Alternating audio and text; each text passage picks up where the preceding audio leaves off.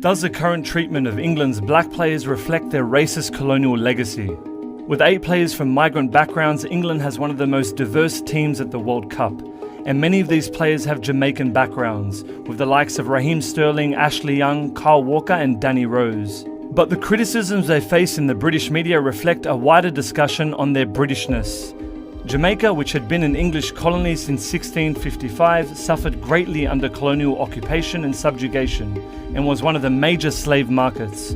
It acted as an engine room to the incredible wealth and power of the empire, built almost entirely on slavery.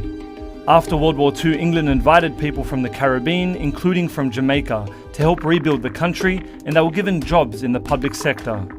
Between 1948 and 1971, nearly 500,000 people arrived in the UK. They came to be known as the Windrush generation, named after one of the ships that brought them to England.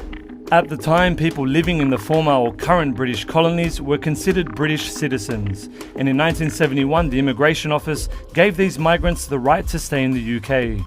However, the government at the time did not issue any paperwork or keep a record of those who stayed. So, in 2012, a change in government policy enacted by the then Home Office Secretary Theresa May demanded that the Windrush generation present evidence of citizenship when applying for jobs or when seeking medical services. Evidence that was never issued to them. This left many of them, their children and their grandchildren facing discrimination and even deportation. Such a policy calls into question what makes someone British, because when the UK no longer needed their help, they could be easily discarded, regardless of their citizenship status or history. The same treatment is being afforded to English players like Raheem Sterling. There have been endless stories about his blinged up car and his flash house, which are loaded phrases in themselves, and I personally think are disgraceful. Where historically racist imagery such as money, tattoos, laziness, arrogance and stupidity are used to criticize him. This escalated recently after Sterling revealed a tattoo of a gun on his shin.